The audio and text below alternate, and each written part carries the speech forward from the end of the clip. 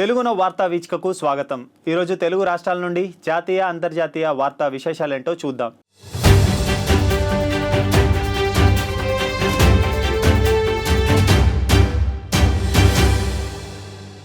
కేంద్రం ఆధ్వర్యంలో తెలంగాణ విమోచన దినోత్సవాన్ని సికింద్రాబాద్లోని పెరేడ్ గ్రౌండ్స్లో ఘనంగా నిర్వహించారు. ఈ కార్యక్రమంలో కేంద్ర రక్షణ మంత్రి రాజ్నాథ్ సింగ్ ముఖ్య అతిథిగా హాజరయ్యారు.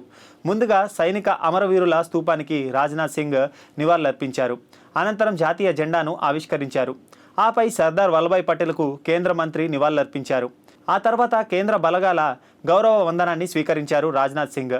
ఈ కార్యక్రమంలో కేంద్ర మంత్రులు కిషన్ రెడ్డి, గజేంద్ర సింగ్ షెకావత్, బండి సంజయ్ కుమార్, రాష్ట్ర బీజేపీ అధ్యక్షుడు ఎన్ రామచందర్ పాల్గొన్నారు.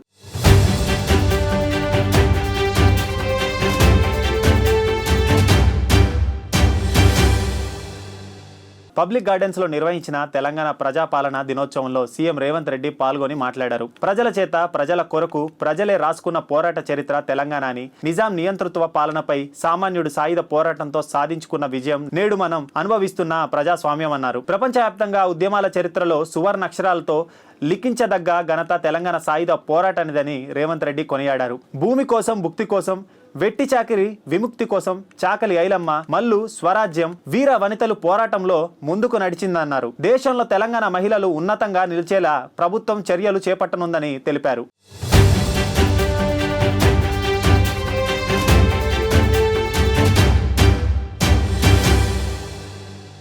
రాష్ట్రంలో అధికారంలో ఉన్న కాంగ్రెస్ ప్రభుత్వం నియంతృత్వ ధోరణితో వ్యవహరిస్తుందని, ఈ పోకళ్లను తెలంగాణ సాయుధ పోరాట స్ఫూర్తితో ఎదుర్కోవాలని బీఆర్ఎస్ వర్కింగ్ ప్రెసిడెంట్ కేటీఆర్ పిలుపునిచ్చారు. తెలంగాణ విమోచన దినోత్సవాన్ని పురస్కరించుకొని సెప్టెంబర్ 17న హైదరాబాద్లోని తెలంగాణ భవన్లో ఆయన జాతీయ జెండాను ఆవిష్కరించారు. ఈ సందర్భంగా ఏర్పాటు చేసిన కార్యక్రమంలో కార్యకర్తలను ఉద్దేశించి మాట్లాడారు. తెలంగాణ అంటేనే త్యాగాలకు, పోరాటాలకు చిరునామా అని కేటీఆర్ అన్నారు. రాచరిక వ్యవస్థకు వ్యతిరేకంగా ఆనాడు లక్షలాది మంది పోరాడితే వేలాది మంది ప్రాణాలు త్యాగాలు చేశారని గుర్తు చేశారు. ఆ అమరవీరుల స్ఫూర్తితోనే నేటి ప్రభుత్వ ప్రజా వ్యతిరేక విధానాలపై పోరాడాల్సిన అవసరం ఏర్పడిందని ఆయన పేర్కొన్నారు.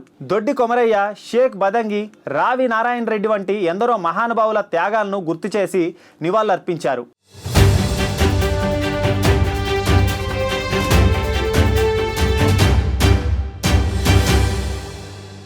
తీన్మార్ మల్లన్న తన కొత్త రాజకీయ పార్టీని అధికారికంగా ప్రకటించారు. తన పార్టీకి తెలంగాణ రాజ్యాధికార పార్టీ అనే పేరును ఖరారు చేసినట్లు వెల్లడించారు. ఈ మేరకు హైదరాబాద్ జూబ్లీహిల్స్లోని తాజ్ కృష్ణ హోటల్లో నిర్వహించిన ఒక కార్యక్రమంలో ఆయన పార్టీ పేరు, జెండాను ఆవిష్కరించి ప్రజల ముందుకు తెచ్చారు. ఈ సందర్భంగా పార్టీ జెండాను కూడా పరిచయం చేశారు. పార్టీ జెండాను 2 రంగులతో రూపొందించారు. జెండా పై భాగంలో ఎరుపు రంగు, కింద భాగంలో ఆకుపచ్చ రంగు ఉన్నాయి. జెండా మధ్యలో కార్మిక చక్రాన్ని, దాని నుంచి పైకి లేస్తున్నట్లు పిడికలు బిగించిన మానవుడి చేతిని చిహ్నంగా పొందుపరిచారు. ఈ చిహ్నానికి ఇరువైపులా 2 ఆలివ్ ఆకులు కూడా చేర్చారు. జెండాపై ఆత్మగౌరవం, అధికారం, వాటా అనే నినాదాన్ని ముద్రించారు.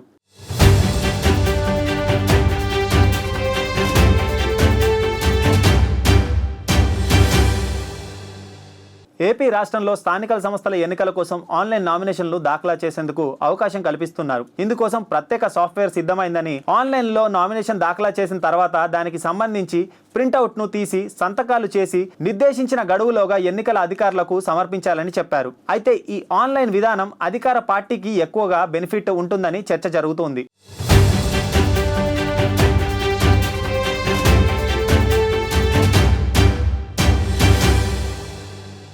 వైసీపీ హయాంలో వివాదాస్పద సినిమాలు తీసిన రామ్ గోపాల్ వర్మకు ఇప్పుడు కేసులు వెంటాడుతూ ఉన్నాయి. తాజాగా మాజీ ఐఏఎస్ అధికారిని అంజనా సిన్హా రాజీవ్పై కేసు పెట్టారు. దహనం అనే వెబ్ సిరీస్ లో తన అనుమతి లేకుండా తన ప్రొఫెషన్ ఐడెంటిటీని వాణిజ్య ప్రయోజనాలకు ఉపయోగించారని అంజనా సిన్హా ఫిర్యాదులో పేర్కొన్నారు. అయితే దహనం వెబ్ సిరీస్ కు నిర్మాతగా రామ్ గోపాల్ వర్మ వ్యవహరించారు. 2022లో దహనం వెబ్ సిరీస్ రాగా మొదట ఎంఎక్స్ ప్లేయర్ లో విడుదలైంది.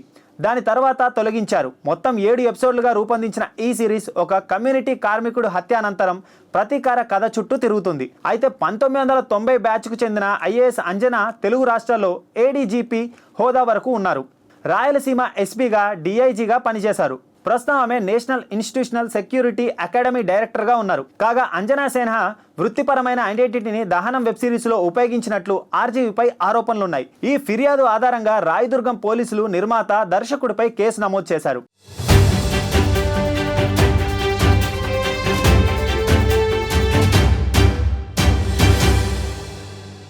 విశాఖపట్నంలో నవంబర్ 14-15 తేదీల్లో ప్రతిష్టాత్మకంగా నిర్వహించనున్న పార్ట్నర్షిప్ సమ్మిట్ 2025కు గ్లోబల్ పారిశ్రామికవేత్తలకు ఆహ్వానం పలికేందుకు లండన్లోని ఇన్స్టిట్యూట్ ఆఫ్ డైరెక్షనల్ పాల్మాల్ కన్వెన్షనల్ వేదికగా ఏపీ ప్రభుత్వం యూకే బిజినెస్ ఫోరం నిర్వహించిన రోడ్ షోలో నారా లోకేష్ పాల్గొన్నారు.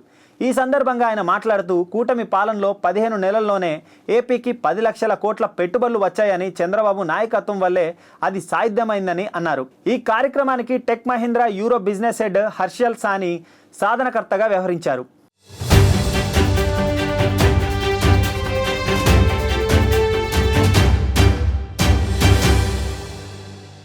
ప్రధాని నరేంద్ర మోదీ ఆయన దివంగత తల్లి హీరాబేన్కు సంబంధించిన ఏఐ జనరేటెడ్ వీడియో వివాదంలో బీహార్ కాంగ్రెస్ పార్టీకి గట్టి ఎదురుదెబ్బ తగిలింది. ఈ వీడియోపై తీవ్ర అసహనం వ్యక్తం చేసిన పాట్నా హైకోర్టు రాజకీయాల్లో ఇలాంటివి ఎంతమాత్రం ఆమోదయోగ్యం కావని స్పష్టం చేసింది.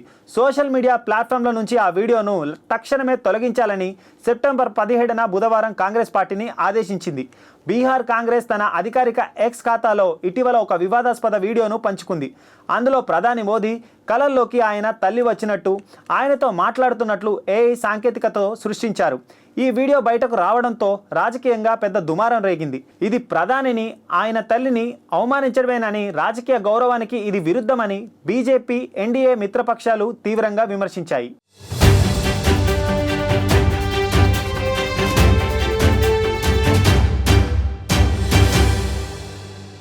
హైదరాబాద్ విమోచన దినోత్సవం సందర్భంగా ప్రధానమంత్రి నరేంద్ర మోదీ దేశ తొలి హోంమంత్రి సర్దార్ వల్లభాయ్ పటేల్ అందించిన సేవలను స్మరించుకున్నారు. నిజాం పాలనలో హైదరాబాద్ సంస్థానంలో జరిగిన దారుణాలను ఆయన గుర్తు చేశారు. దశాబ్దాల పాటు గత ప్రభుత్వాలు ఈ చారిత్రాత్మక దినోత్సవాన్ని విస్మరించాయని, తమ ప్రభుత్వం అధికారంలోకి వచ్చాకే ఈ విజయాన్ని చిరస్మరణీయంగా చేసిందని ఆయన అన్నారు.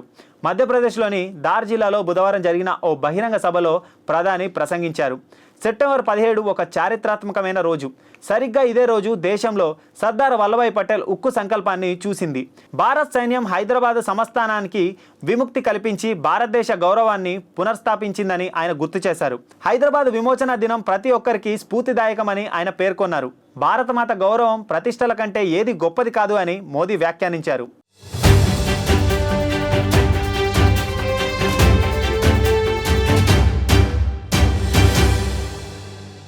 పాకిస్తాన్ రక్షణ మంత్రి ఖ్వాజా ఆసీస్ మరోసారి సంచలన వ్యాఖ్యలతో వార్తల్లో నిలిచారు.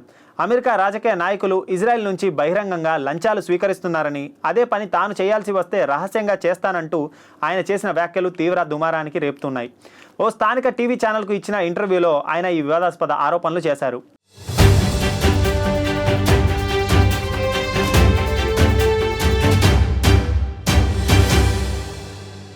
భారత్, బ్రిటన్ మధ్య ద్వైపాక్షిక సంబంధాలను మరింత బలోపేతం చేసే దిశగా మరో కీలక ముందడుగు పడనుంది. ఇదే సమయంలో భారత్ను ఇబ్బందులు పెట్టేందుకు పలు విధాలుగా ప్రయత్నిస్తున్న అమెరికా అధ్యక్షుడు డొనాల్డ్ ట్రంప్కు షాక్ తగలబోతుంది. బ్రిటన్ ప్రధానమంత్రి కీర్ స్టార్మర్ భారత్లో పర్యటించేందుకు సిద్ధమవుతూ ఉన్నారు. అక్టోబర్ నెలలో ఆయన పర్యటన ఉండే అవకాశం ఉందని విశ్వసనీయ వర్గాలు వెల్లడించాయి. ఈ పర్యటనలో భాగంగా ముంబైలో జరిగే ప్రతిష్టాత్మక ఫిన్టెక్ సదస్సులో ఆయన పాల్గొంటారని తెలుస్తోంది.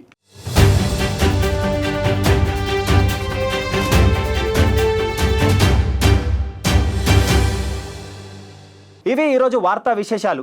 రేపటి ప్రధాన వార్తలతో మళ్ళీ కలుద్దాం. Stay with Telugu now.